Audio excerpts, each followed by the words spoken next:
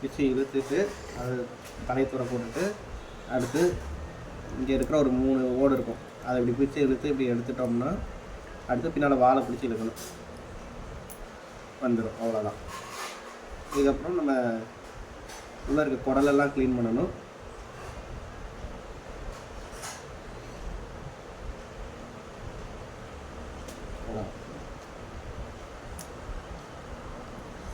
அடுத்து ஒன்று காட்டுறேன், இன்னொரு வீடியோ எடுத்து போயிருந்தோம்.